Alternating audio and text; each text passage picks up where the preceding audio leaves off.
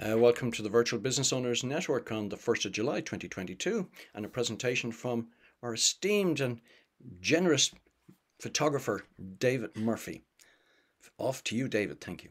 Who said anything about generous? Okay, that's working. I haven't seen one of these like this. Yeah, so that's me.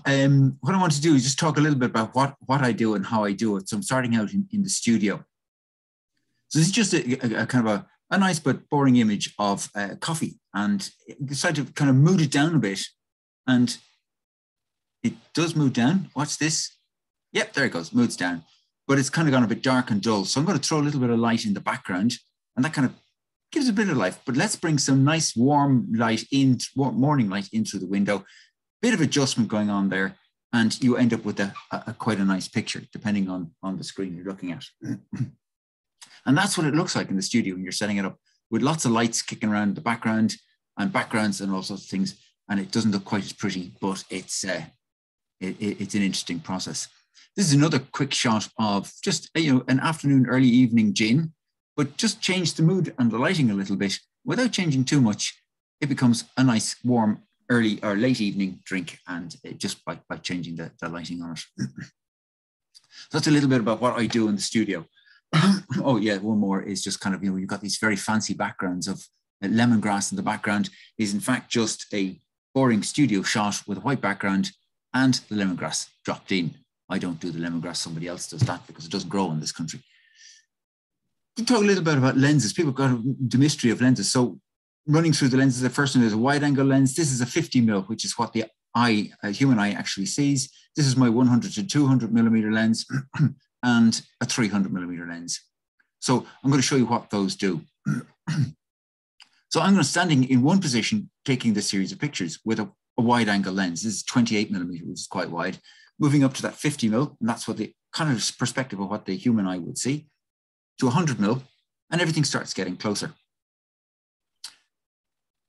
200mm, and now everything's right up on top of you with a 300mm lens. I'm still standing in the same position. Changing that about a bit, this standing stone, I'm just going to keep that the same size in the image and watch what happens to the chimneys in the background. So they're coming closer with a 50mm. Stone is still kind of the same size, but those towers are coming in quite close. Up to 200mm, they're getting very close, but we've still got that stone pretty much the same size. Now here, I've run out of a problem because the 300mm brings those giants right up on top of us. And even though they haven't changed the distance, they've moved up. Let's see, some portrait lighting. So again, we're still in the studio. So you've kind of got a range of lighting here going on. So you've got a kind of dark and moody, one light on the side. I can bring in a quick light onto the side there to just do a separation light. So separating the subject from the background. I move to a more flat light by bringing a big reflector into one side. Then putting it on different backgrounds. You've got a graded gray background, plain gray background, or a kind of white, which is the standard for kind of LinkedIn or those kind of tight profile shots. I've changed the lighting mode. This is just a very big flat lighting. It's lighting coming in from the top and reflector underneath. It's what we call clamshell lighting. It's kind of set up like this. You can see my hands, clamshell lighting, and we do that on the same kind of backgrounds, but it's a very, very different kind of lighting and it tells a different story. Meet Sarah, relaxing after a hard day being fabulous. Sarah's an actor with the, I've forgotten what theatre she's with now. This is a bit of fun we had with a brand photographs. So you've got your kind of very approachable and techie looking guy, and then that kind of moving to something completely ridiculous, which gave everybody a really good laugh on their website. So that's the kind of thing we do. So working now on location. So basically I take the studio with me when I'm going on location. So we can take portraits of locations, people in their location, giving that brand feel for where they are, what they're at, and the business that they're in their own premises.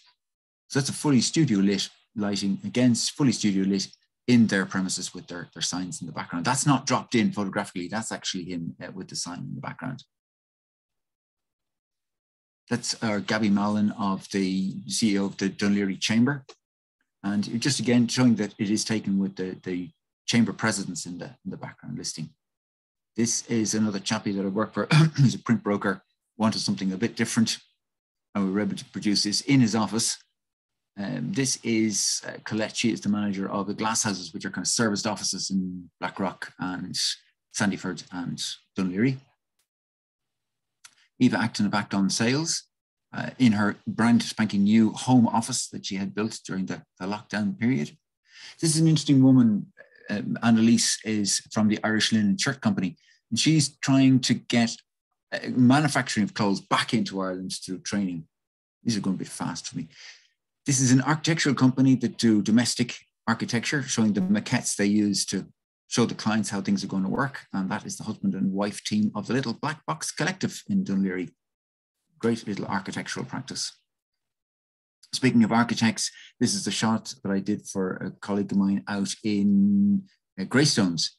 We shot the interior of a house that he had completely gutted and rebuilt the interior of to this very high-tech design and space for quite a small space made look really huge, and bringing in a kind of a traditional feel of coach house feel to the place with his design and building work.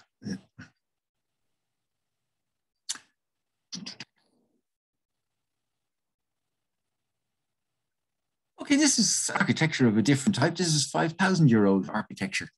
So again, these are the dolmens of Carnac and the region around there.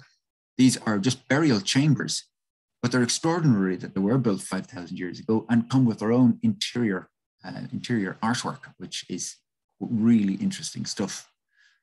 These are the famous Carnac alignments, which is a kind of a 1.2 kilometers of these standing stones, ranging from about 2.2 meters down to about 30 centimeters. Nobody knows what they're doing there. They're just there. They've been there for a very long time, about 5,000 years. And they reckon the only thing that can work is that it is a funeral procession corridors, but they really don't know.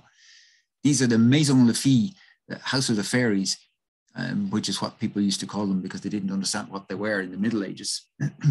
That's about a 5 meter standing stone also in France. We're back to Ireland here. This is the Garaines in West Cork. There were 5 of these. There's only 3 surviving. That's about a 40-minute exposure to get the stars moving like that. And that is our very own Paul na Brone in Connemara. It's probably the most photographed dolmen of them all. And this is me back in the studio, trying to recreate the old masters in photography. And that's normally my breakfast, or is my lunch at this stage. And happy Friday, everybody. And thanks for listening. Thank you very much, David. Much appreciate that. I'll just stop the recording now.